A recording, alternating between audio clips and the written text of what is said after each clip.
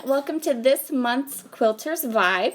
Here is our inspiration piece chosen for us by Christy, and my plan is to just kind of recreate it onto a sheet of 8.5 by 11 paper, and I'm going to start by punching just about all the squares you can punch. And now I'm going to show you how I'm going to put this butterfly together. So I'm using these 1 by 1 punches. These are just 1-inch square punches.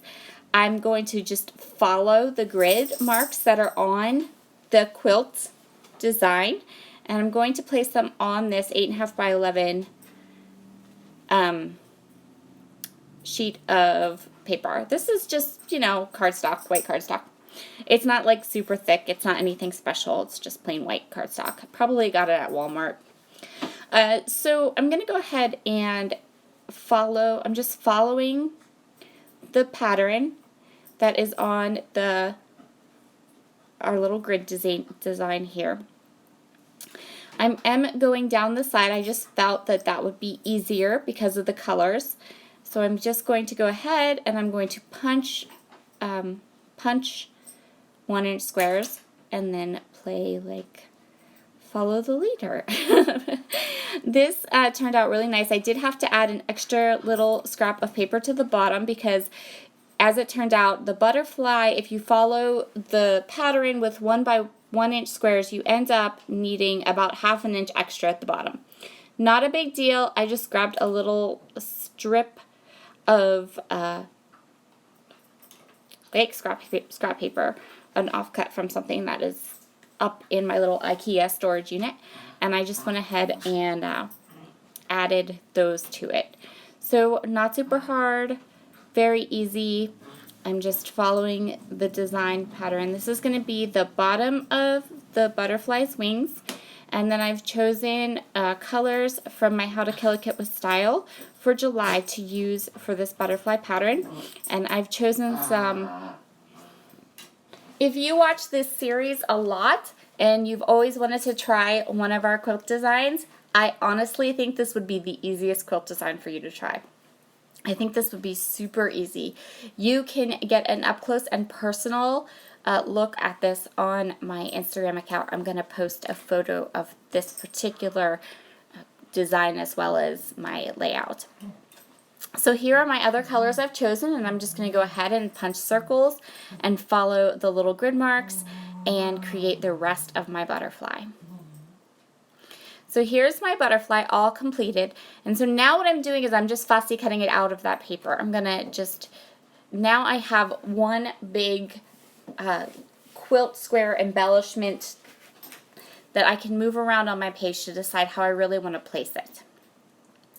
So I had a couple of ideas for the background for my page. I kept this wood grain pattern, and then I also had this foil log specialty paper that was part of my kit.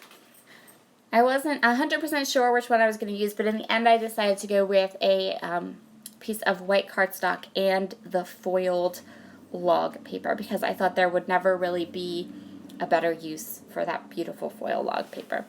So this photo is of my youngest son, Logan. In July, we went on vacation. We went to not Baltimore, went to Maryland, went to my brother's house, and he lives close to DC. So unfortunately, it was July 4th weekend, and instead of trying to get into all the traffic to go into some of the museums like we had planned in DC, we decided to do some local things close to my brother's house. And one of the things we did was we visited a botanical garden called Brookside Garden, and it has this beautiful butterfly conservatory, and it was stunning. It was beautiful. I have so many pictures from that trip that I will be scrapbooking. But they had, at one point in the botanical garden, they had these really neat chairs made of wood that looked like big leaves, and Logan just plopped down on one, and he looked so cute. He was just chill. So I knew that there was this die cut in my How to Kill a Kit for this month from One Canoe 2 that said "Let's Be Lazy," and I thought that's it. That's the title, and this is what we're going with.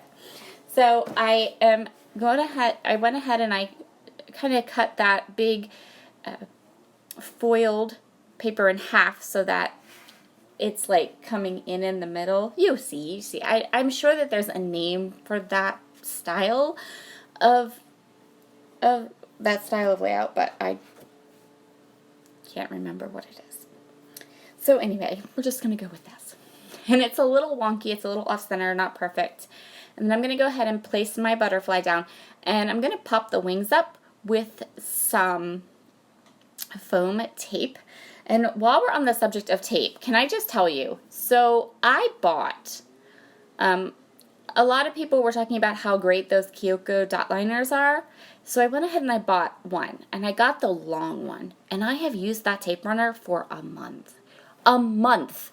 I bought refills too, but I haven't even needed a refill yet. It lasts forever. Forever. You guys know how much I scrapbook.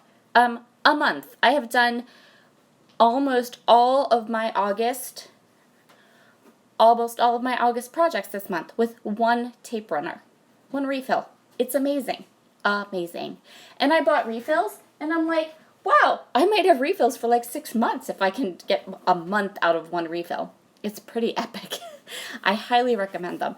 Coolest part, you can just grab them on Amazon and they ship Prime. It's like the most fabulous thing ever. Anyway, so I am going ahead and pop-dotting up my butterfly, and then I'm going to get hold on, I lost my train of thought because I went on a tangent about my tape runner, which is amazing. So I went ahead, I popped up the wings of the butterfly. I'm going to pop up this bottom one, and then I'm going to go ahead and get my photo matted and placed. So I decided that I really didn't like the big halo that was around this title piece. It was just so huge and big and thick, and it was really throwing my layout off, like this huge, like it was too big. There just was too much white. So I'm fussy cutting it out and pulling that halo in a bit smaller, just so my title is a little bit smaller and fits into my page a little bit better. And I really, really like how this title turned out once I had gotten rid of all that extra white space that was there. So I went ahead and fussy cut some butterflies. If you look, so that blue paper that's on the edge of my butterfly, my big butterfly, the other side of it is the paper from Hazelwood that has all the butterflies. So what I did was I punched the squares I needed, and then I fussy cut the rest of the butterflies from the other side of the paper so that that paper was fully used and out. And now I just have all of these really pretty die cuts I've pulled out. This is a very die cut and sticker heavy layout. I ended up not really adding anything small. Like I didn't really feel the need to like sprinkle things or do anything. I'm going to place these flowers underneath my title. I have these pretty butterflies, and I'm going to pop dot the wings up so that they are done. Give it a little bit more.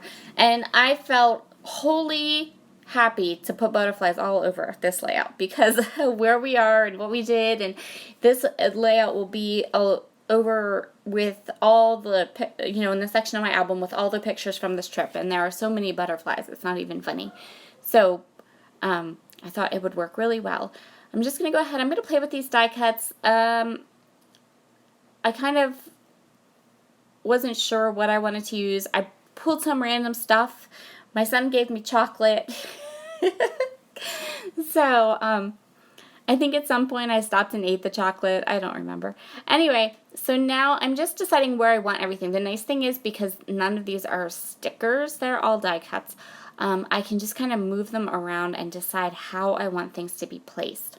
I am going to go ahead and grab some die cuts now, or some stickers now, but I'm just not going to put them on super, like push them down or in. And I'm just going to decide how I want this layout to be. I really, really like how this turned out. It turned out just the way it did in my head, which never happens. Well, you know what? I don't say that. I say that, but sometimes it does. I've kind of been hitting my stride, I guess, recently, because I've had a few layouts this month that I'm really happy with how they turned out. Those are all the die cuts I'm going to use, and then I'm just going to use a couple of stickers just to add some little layers. I have been enjoying layers and clusters and fun little bits and bobs on my layouts a lot recently. So that's pretty much what my layout's going to look like. Now I'm going to take the time to go through all of these clusters. I'm going to stick the stickers down. I'm going to pop dot things up, stick things down, all that kind of stuff. And so I'm not going to make you watch me do all that because you saw this is where it's all going to end up going. And that is going to complete this month's Quilters Vibe layout. Thank you so much for joining me today. Have a wonderful, wonderful weekend. I will see you back again tomorrow. I think I'm running a little behind on my August layouts. I have one more documenting the tough stuff layout to share with you, and I'm hoping to get that one up tomorrow morning. Things kind of got a little crazy for me the end of this month. So, but you'll still get your videos. I know my Heritage one was early this week and it missed last week, and we'll get there. I hope you have a wonderful day, and I'll see you all again very soon. Bye.